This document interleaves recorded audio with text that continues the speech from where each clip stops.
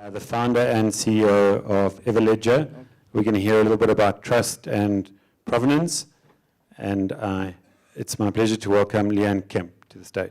Good afternoon, everyone. Thank you for having me. What a great country you guys have here. I feel, being the last 12 months in London, I felt like I've just come here and all of a sudden been able to detox from bad weather. So it's great to be here. I think I'm one of the last speakers of the day, so I'm either going to leave you with a whole bunch of question marks or I might even be the exclamation mark, so we'll just see how we go. Let me just start with a couple of things that's plagued me from day one, and that is around the word provenance. What's in the value of that word? It means the history of something. Where did it come from? Where did it go? Who owns it? Who bought it? Who sold it? And where is it now? It is the life story of an item. And in the world of luxury goods, provenance matters.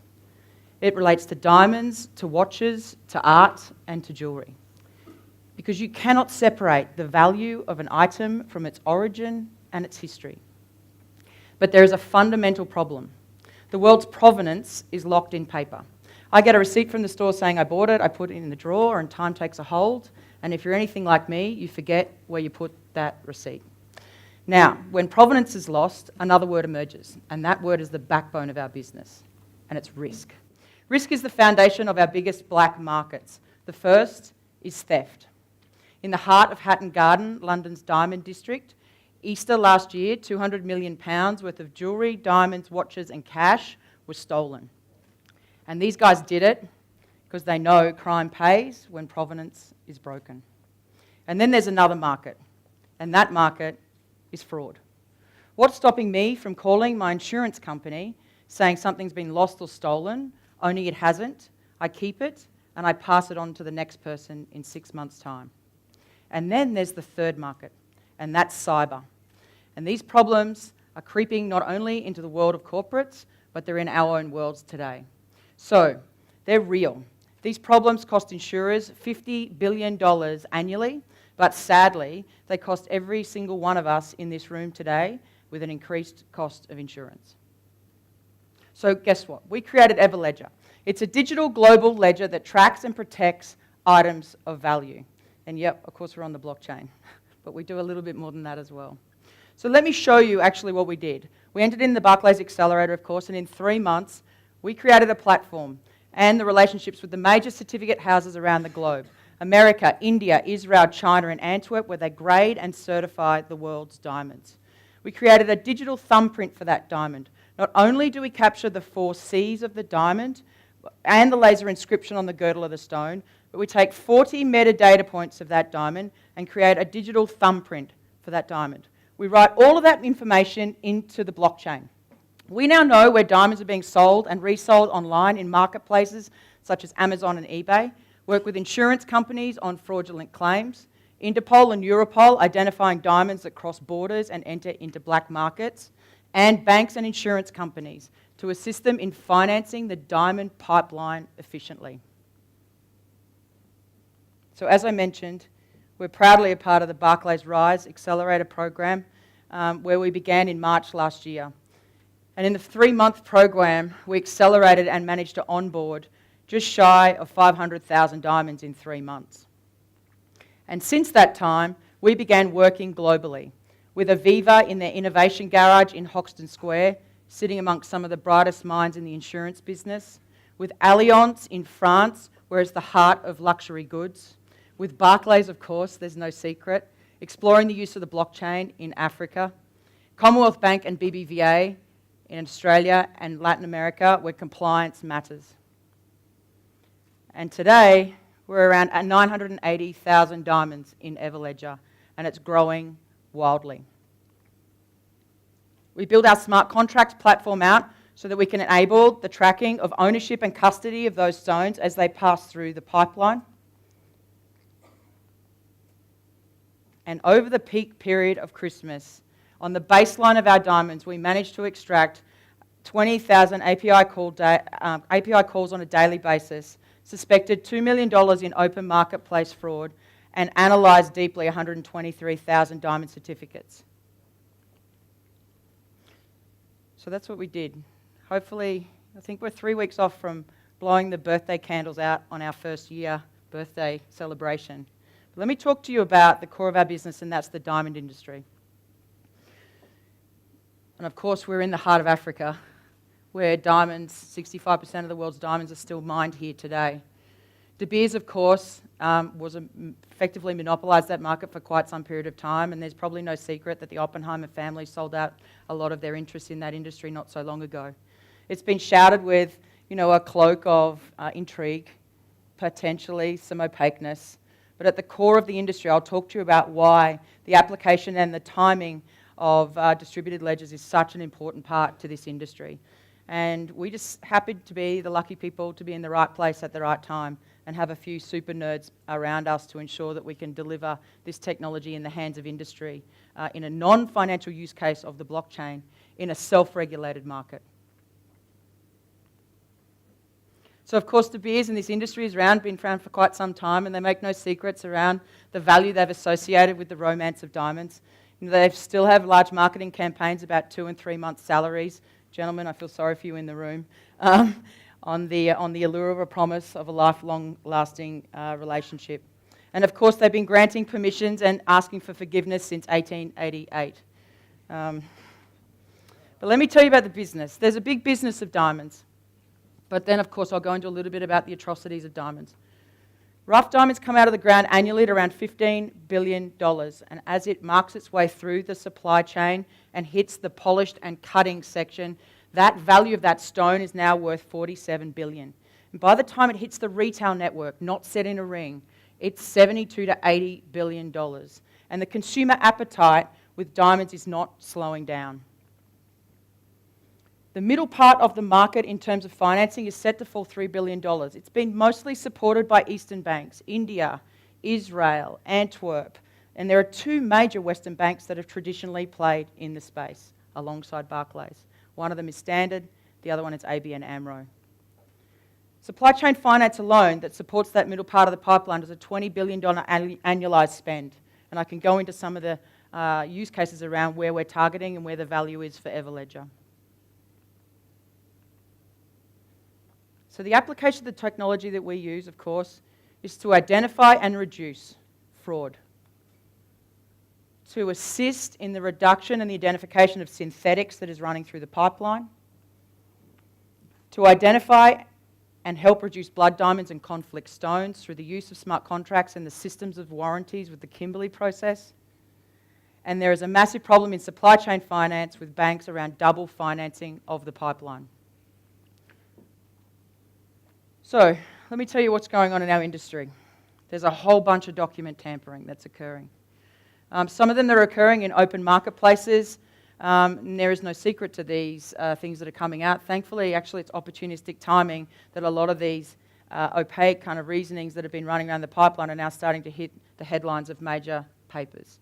It was only about 3 weeks ago that I think we saw Alibaba spray the GIA. So the GIA is the Gemological Institute of America. They grade about 70% of the world's diamonds. They were established in the 1930s.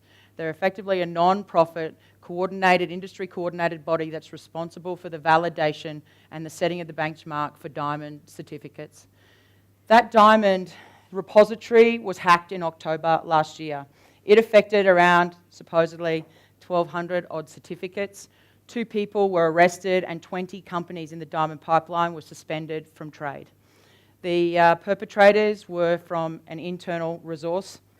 The name of the company is Tata Consulting anyway, if you want to look on Google.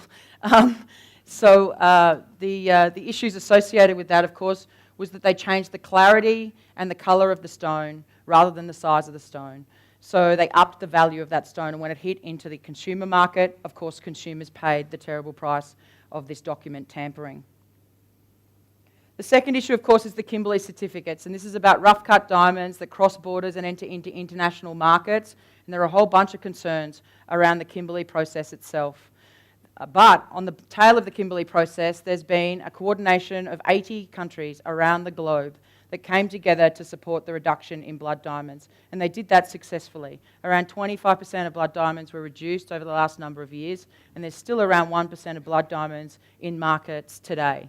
About 140,000 carats were smuggled out of central war-torn Africa last year in a conflict zone, and there is still a problem today. Inside of the UK itself, there is the Diamond Office. It sits under the Foreign Office, and that office is responsible for the issuance and the protection of the Kimberley process. Those guys are armed with a fax machine and an embossing stamp, and they have a bunch of foot soldiers. They have very little digitised process on their documents, and of course, document tampering is still a problem that runs now internationally across those borders in the Kimberley process. I think Kenya has been blacklisted or has been identified as one of the most prolific countries this year in terms of the Kimberley certificates floating through the international markets. And the second issue, and why our digital thumbprint is just so important. Laser inscriptions on diamonds have been around for quite some time, and think of it no different to the number plate of a car. But of course, industry, as it innovates within itself, and you'll notice the date on this announcement is November of 2015, one of our grading houses, HRD, which is in Antwerp, decided that they would openly promote a laser inscription removal service that will remove the number plate effectively off the diamond. So what was once the only considered real easy way to identify a diamond in market now is openly being able to be just scrubbed off and removed. It seems senseless. So now we start to see how we can apply technology, not just about the blockchain. Where can we put advanced technologies into this market to assist in the openness of transparency and to help reduce some of the problems that are coming through the pipeline? What else happens in terms of soft fraud? We often find in our industry that someone will send a diamond to one certificate house and it will be graded in one particular way. And then they will take the stone back if it doesn't come back to the grading quality that they like, and potentially they'll send it to a different certificate house and they will receive a slightly different graded quality stone. It's the same stone. There is no mechanism, because the data is stored in siloed systems, to enable anyone in market, whether that be financiers or insurance companies or consumers, to see that this has actually indeed occurred. And the other issue, of course, now that you can remove the serial number off the stone, what's stopping me from stealing a 5-carat diamond and then deciding I'm going to cut it in half and maybe produce 2 1-carats and a couple of smaller ones around the edge? These things are real. The industry does it at large, and there's a part of our solution that helps reduce these problems. And this is the biggest threat that we face today: synthetics. So in around the 1950s, GE invented HPHD, high pressure, high temperature synthetic diamonds. They were mostly used for industrial use, saws, blades. But of course, in recent times, the technology and applications of what they call CVD has enabled, which is a vapor process, has enabled these synthetic stones to be gem quality. And a part of the detection machines that sit across the pipeline until recently have mostly been black box machines and very, very expensive in terms of being able to identify each of these stones. And they use spectrography as a part of the science behind understanding what that stone is. But as synthetics come onto the market at a rapid rate, we've seen venture capital money pour into the space. And that capital venture money is now creating facilities that are effectively 4-story factories that are making synthetic diamonds that are gem quality. And what's happening through the pipeline is synthetics are peppering that supply chain. And so what potentially comes through in the middle part of the pipeline are financiers and insurers that are involved either in financing or insuring that packet are not understanding what they're physically insuring. And in the case of a company like ABN AMRO, when they sold down their international book of business out of India, ended up finding that around 25 of the companies that were on the line of insolvency went to inspect their stocks and found, whilst that they inspected it looked like diamonds, when they actually looked below the surface, that there was a high percentage of synthetics. So in terms of their ability to recover those diamonds so that they could perform a liquidity event, they had nothing to get. So where do we go from here? It's a big world, but luckily the diamond industry has a relatively controlled environment. There's a whole bunch of security factors when you walk in and out of each of these facilities, whether that be in De Beers or inside of the cutting houses in India. You are biometrically controlled, and in some instances you're either iris scanned as well. So in terms of a KYC process, you might even say that the diamond industry has a very good idea about who touches each of those stones as it goes through the process. But of course, that pipeline itself has had 0 connected devices through the pipeline. They've had some detection in terms of science, but those connected devices haven't been actively connected to an IoT and the internet or any of the GIS tracking. But with the application of this technology, we can smart enable the pipeline through the diamond industry with a hard handshake into the blockchain to give some assurances around the process. So the applied technologies that sit inside market today, and my background's typically been 25 years in emerging technology. I spent a lot of time in the 90s working in RFID, so radio frequency identification chips, and the application of radio frequency in minings, harsh environments, mostly around consumer shutdown preventative maintenance scheduling in mines. It was very much a boy's job, and it was actually kind of a bit of fun afterwards at the pub. But certainly the applied technology inside of this industry, we're now starting to see connected devices that will come in and will smart enable the pipeline. We have the ability now, when you start to consider high definition photography that enables us to see inside the stone itself. And this is one of our high definition scans that actually applies over the top of our 40 metadata points. We can see where the actual feathering inside the stone is. We can see where the physical inclusion is. So if this stone had the laser mark removed and we were able to still scan that, we could identify if that stone was truly the exact same stone in its first originated. Not only that, if that stone then went from one certificate house to another and received a different grade, we would know that that would be the case. And we store this information immutably within inside of the blockchain so that we can deliver that information back out to industry. We're also seeing an emergence of nanotech.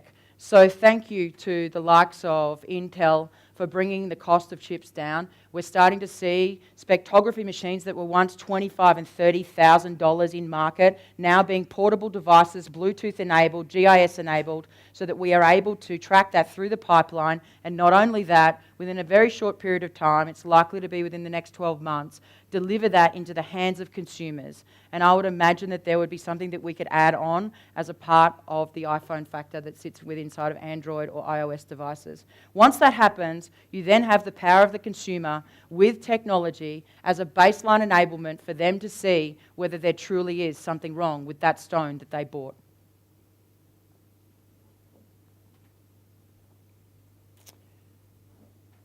So after all the excitement and after a year, we have 1 million diamonds on the blockchain.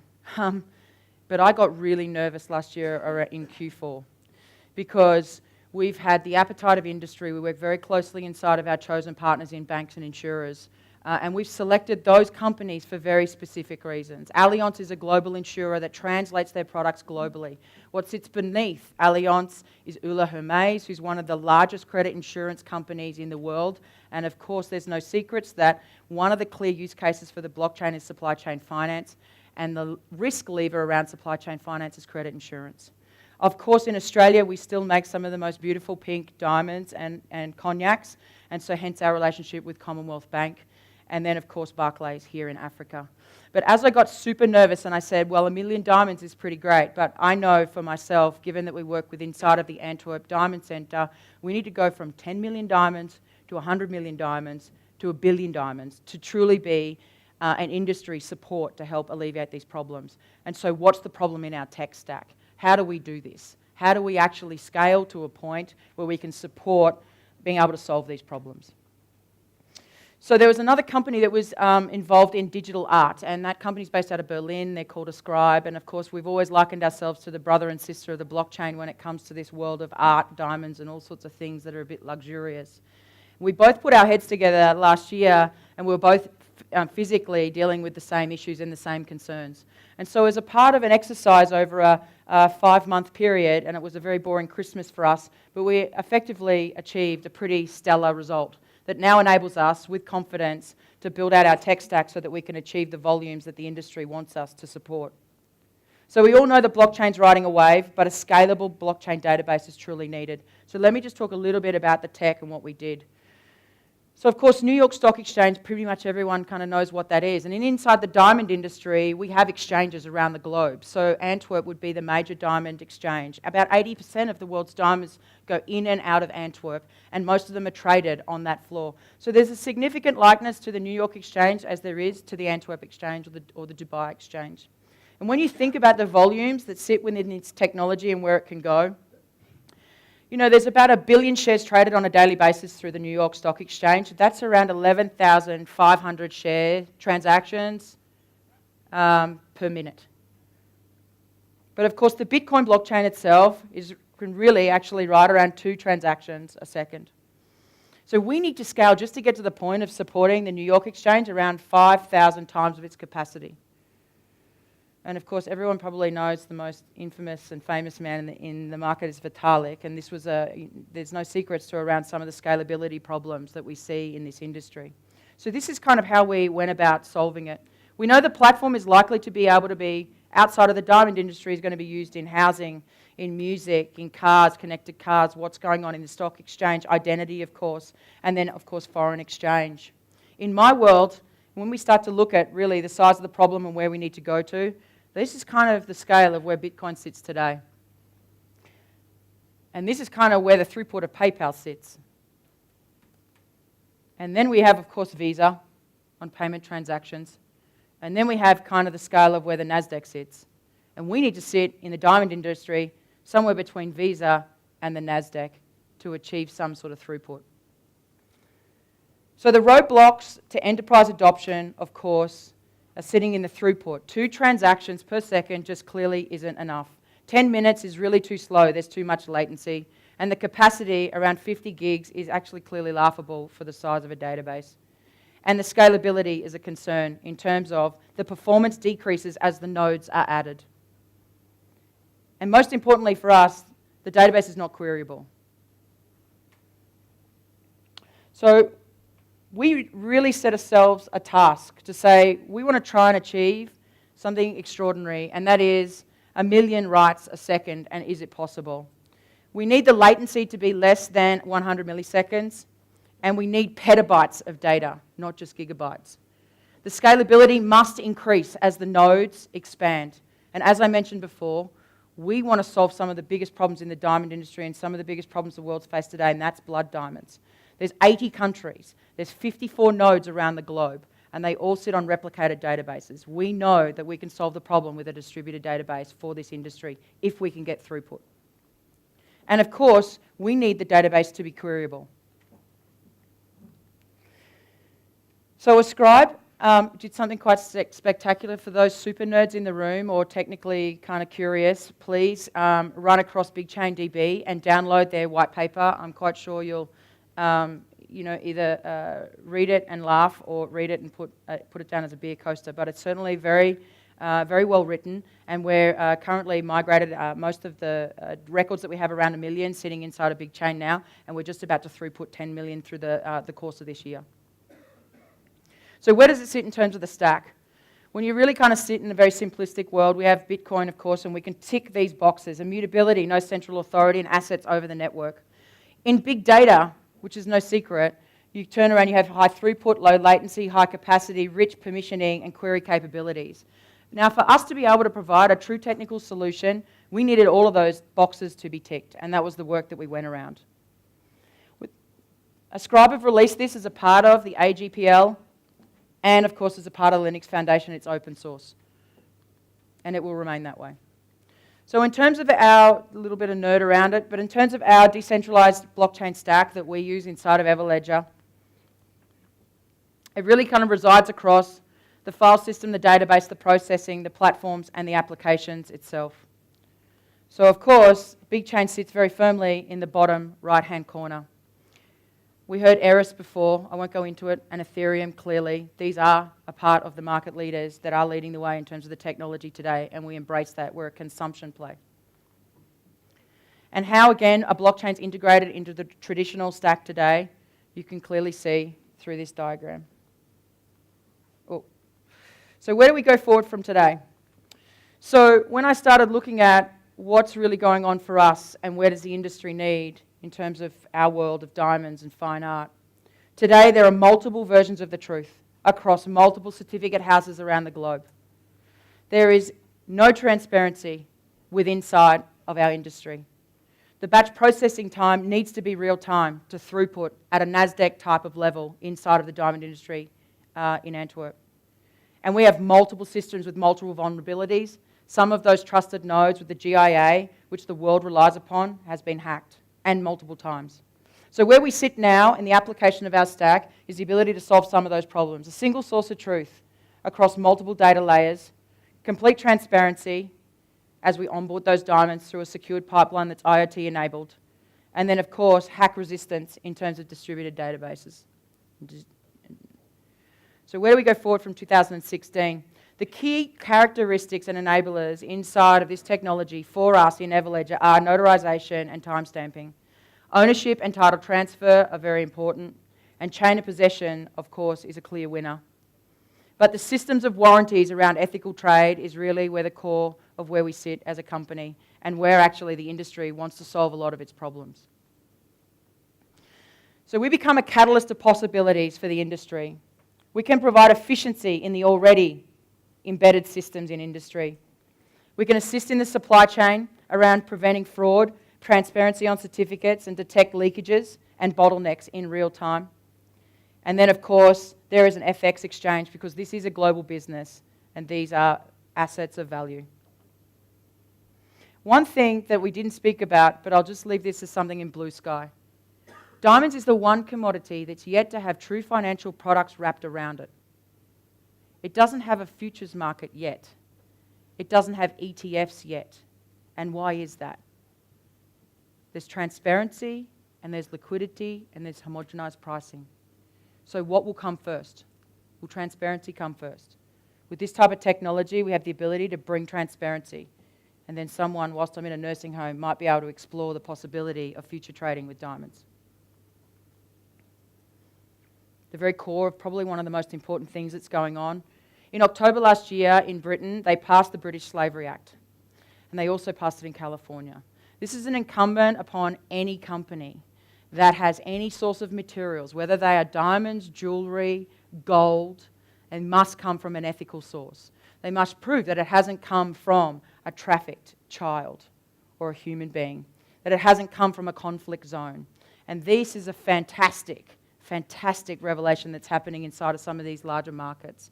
The Kimberley process was created, of course, and those guys came together and created the best global Boy Scout promise we've probably ever seen. And they went through that process and they did reduce blood diamonds significantly. But they did it with very little technology. They did it on the tail end of that promise. And we're now starting to see that this technology does enable the current consensus that sits within industry to provide the tools for them to go the last mile to help reduce it. This was just a report that came out in October last year, and it was on one of the major publications. The blood diamonds are dug from African mines by children as young as 11. Gold is taken from 25 metres underwater with kids that are aged 9.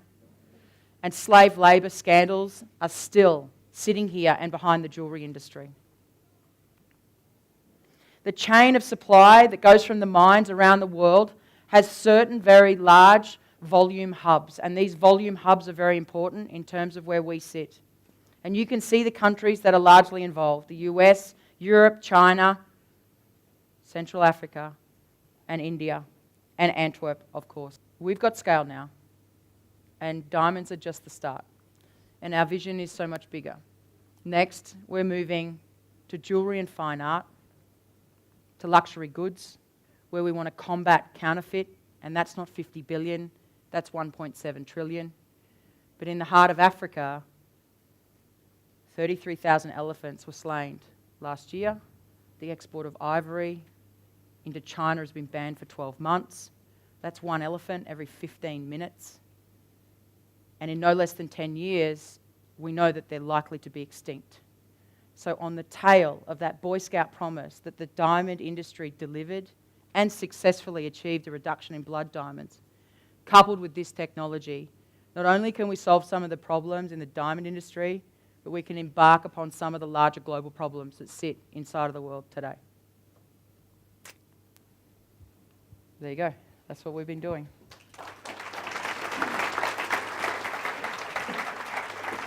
Great. Thank you very much, Leanne. Very heartfelt. It's okay. Very endearing presentation. Questions? JP. JP.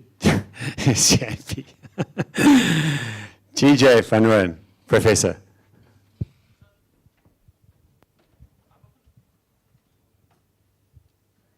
Got it. Okay. I've often heard people say that there is no futures market or a tradable market for diamonds because they have a low second-hand value, and the cynical explanation for that is that diamonds have high value at the point where the companies mining them sell them and control the availability of diamonds in the market.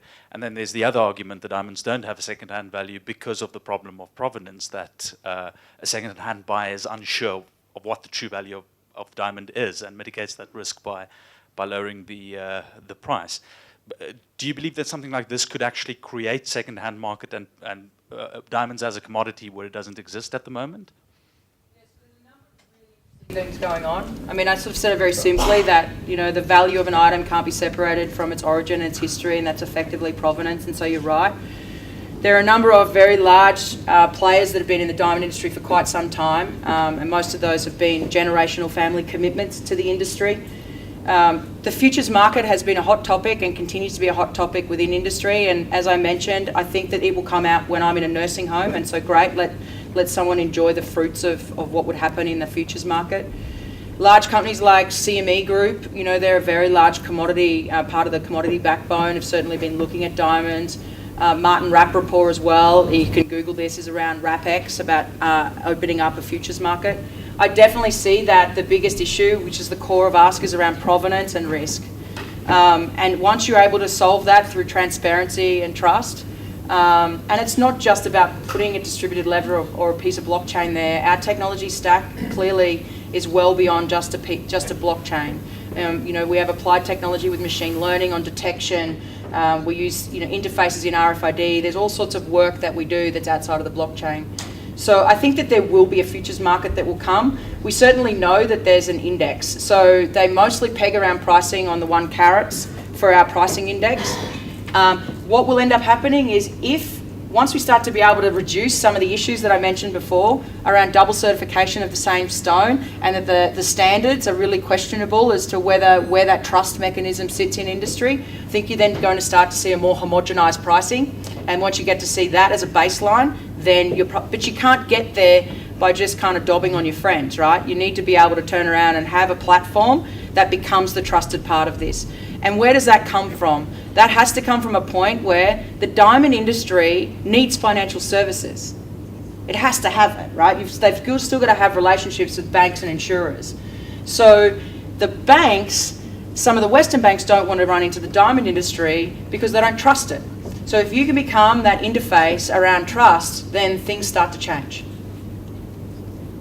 So I think it will come, but I'm in a nursing home when that happens. Great. Over there. If I may ask you a question on how you achieved the scalability numbers that you showed, what are some of the most critical changes that you made? Would it be things like elimination of the gossip protocol or elimination of proof of work and incorporating maybe a code-based consensus model? What would it be?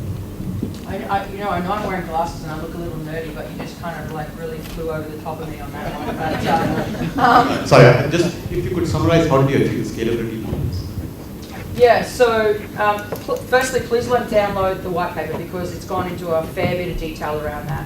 What I can say openly is a lot of the work and the discussions that we had was around who before us has enabled scale, who before us has done this in a distributed database fashion, and what are those learnings that we can take out of that achievement. And nearly, instead of trying to scale the Bitcoin network, why don't we kind of blockchainify a distributed ledger?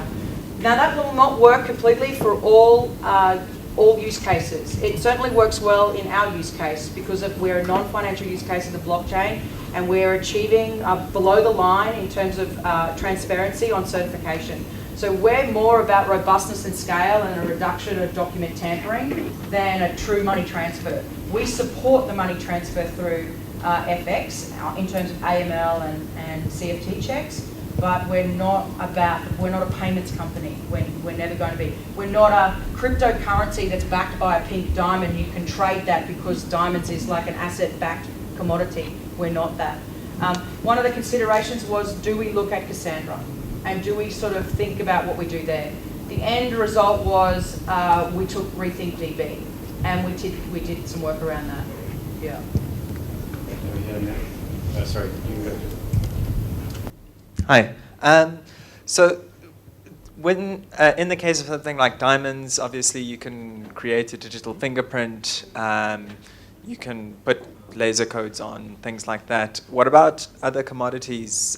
So if you were to extend it to, say, ivory or other things, palm oil, cocoa, is there... Is hard a little bit, but there are clear identifiers that we can run to.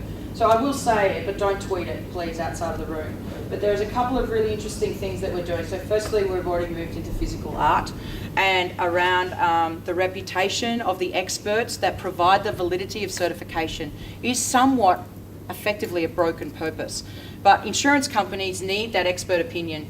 What's also really interesting in a big market is counterfeit wine. And what's fascinating about wine is that corks are as unique as a snowflake. So we have the ability in wine to run, you've never heard counterfeit wine? Are you serious? Oh my God, it's massive. You're drinking the wrong wine.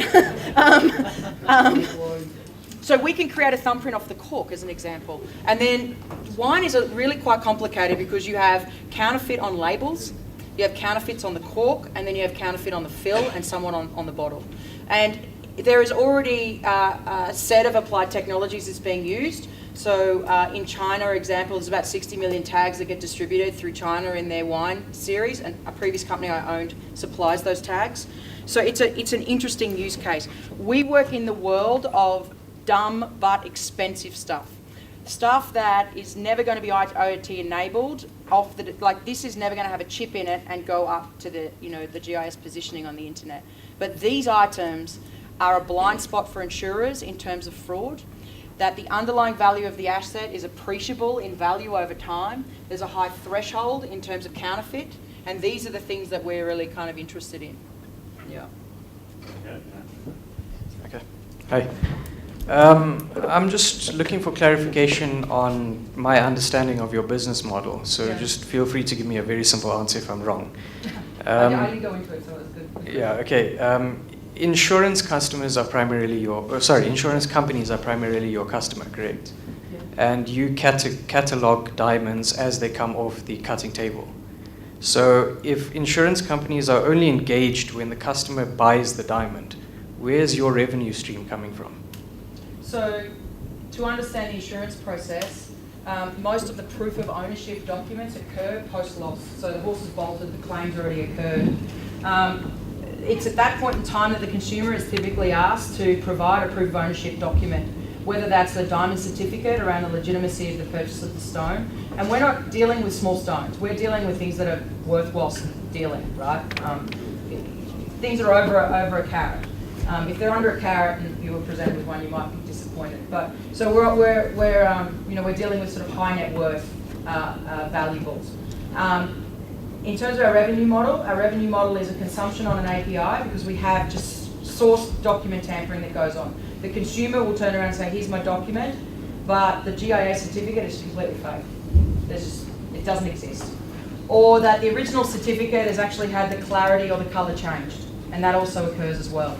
We often then see that one customer might go to Allianz and say, here's my claim for a diamond as a ring, and yet 3 months before that, someone else has claimed the exact same diamond with Santam, and they've said it was a pendant, and it's the same diamond. So we see these things. It's around sort of a data aggregation model for insurers. So does that mean that the insurance company will come to you and pay you to check on your database? Yeah, so we are API feeds. So fees for search and recovery on the diamonds. We have the platform that we have licensed out to third parties so they can create new marketplaces, which we've done. And then in terms of supply chain finance, it's around the binding of the credit insurance policy over the top of supply chain finance. So it's a percentage of the yield. And in the diamond industry, they're doing $100 million. Kathy? I think this is quite an interesting area where your work would be relevant to work with the law enforcement agencies. And for example, as if I see in a lot of other countries across the globe, they start to look at sort of the illegal trade, and specifically diamonds is a critical area, obviously mining is as well. All the wildlife, ocean wildlife crime is a critical area. To what extent can the work that you do identify the size of the illicit economy within your sample. So in a population of 1 million diamonds that you've recorded, assuming you grow that population, are you able to identify those that are in fact like diamonds or that have been stolen, etc., and simplify trying to quantify the size of that illicit economy, which represents a risk for government, and specifically law enforcement agencies, and then eventually start assisting them in trying to identify and recouping or cleaning up that market at the end of the day. So I think it's just a fascinating area. Certainly the work we do with OECD around wildlife crime is a critical area of concern, particularly as South Africa, but not just South Africa, but sub-Saharan Africa. So it'd be great to see how this work goes eventually into sort of like rhino horn, etc. Yeah, there's I keep going back to the Kimberley process and what happened there on the Boy Scout Promise, and they did fantastically well. So I think the industry continues and has been smashed previously for its, there's still 1% of blood diamonds running around, but I think it should be applauded. Where I think there's been a weakness in the process is in systems warranties. And so then, the incentive and the use of a smart contract in the enablement of frictionless tax for governments incentivizes financially all parties, of course, to have cross-border identification. In terms of,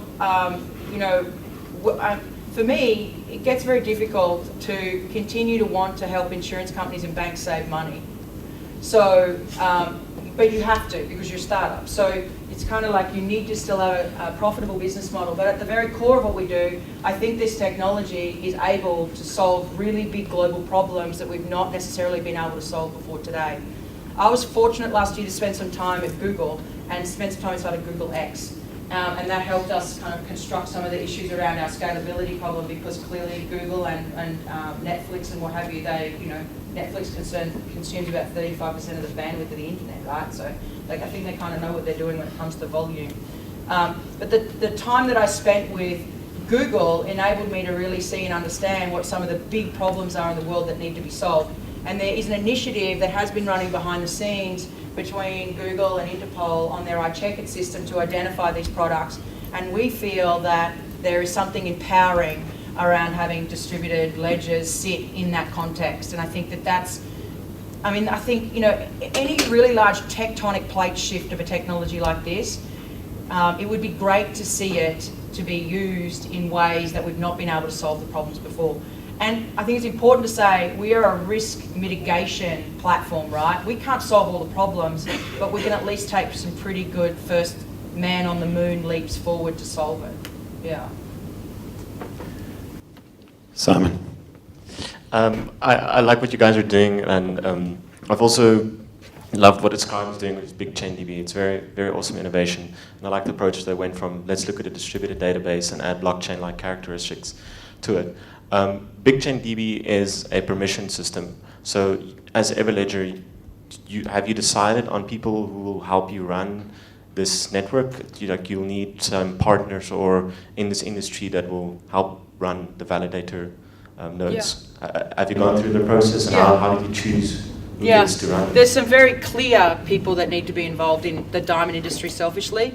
In art, it's a very different set of circumstances, so I can kind of talk about that maybe a little bit. Inside of our industry, we have 54 Kimberley certificate offices, and they clearly are a part of our nodes. There's diamond bourses, which are responsible for the issuance of legitimised diamond trade, and then we have exchanges. Now, exchanges are a trading house, so and of course, there's I've sat with meetings in De Beers in their head office and having discussions around this. This is really big consortium decisions that are industry decisions that have to be made collaboratively. But certainly inside of our industry, there's already very clear trusted nodes, and those just need to be, in my opinion, simply digitised. Yeah, and just get rid of the Access database, right? That shit should have gone away in the 80s. Yeah. Great. We're gonna have to wrap. We've arranged early tea. Sorry, Alex, you can get one last question. I think that the power of your technology is incredible, and something we've been looking a lot at is also, and we'll probably have to discuss this over tea, but art is such a diamond is a fairly standardized item which you can quite easily find data points to code, but art and artifacts, and specifically historic artifacts, and the provenance around those artifacts becomes a very kind of complex problem. Specifically because historic artifacts also fund conflicts. They're smuggled out of war-torn areas and they fund groups, especially you're seeing a lot of that in the Middle East. And I don't know, have you had any thoughts of how you would even begin to kind of help solve those kind of problems? Yeah, I have. So if any of this goes on Twitter, I'll find you. It's a really good question. So some of the work, with this year, you'll see some announcements about the things that we've been doing. We've just not only been busy building out a tech stack that works for us on scale to solve these problems, but we've already started identifying how do we match at a snowflake or a DNA level with wine, and what is the size of that problem, and what does that look like. And art and antiquities and diamonds and terrace-funded stuff is like core to me. I would love nothing more just to do that and just have Everledger make its money out of banks and insurance companies. So you can tweet that bit. But so this is where art sits, and you often see that exactly that cross-border problems exist. But where we're coming at it is coming from the fact that some of these collections are either in really high net worth family offices, but they often find their ways into exhibitions. These art and antiquities often find if they're stolen from Africa, they might end up somehow in the Louvre. Yet there is a problem with authentication through that pipeline. So what we're rolling out is a reputation system around objects and experts. And when you consider art, to be able to take a family heirloom, that, let's say it's a Picasso, I don't have a Picasso from Australia, so our art's only about 200 years old. You would be able to put that into an exhibition within the museum and use experts, its curators, as a way to be the expert validator of that piece of art. What sits over the top of that then is emerging tech around high definition photography, because even then, if they were to fake a Picasso, you've got problems around the crackling of the paint. And so there's this, and then there's X-ray and what have you. There's all this other technology that sits over the top of it. But fundamentally, those spectrums on that technology can be put into the blockchain as an enabler to be an anchor to be able to prove some part of the authenticity. The broken piece in our industry is that you need to use science and you still need people's opinion. Now, what's great about Google was spending time talking about autonomous cars and the balloon project and solving scale. The other thing that they're doing, which is most amazing, is the libraries project.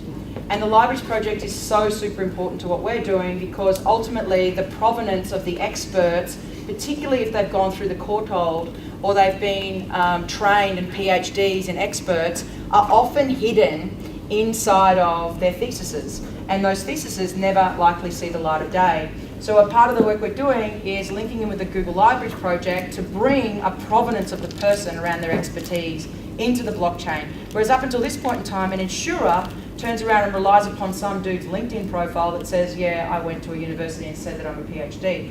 But he might have written a whole thesis around this particular piece of art.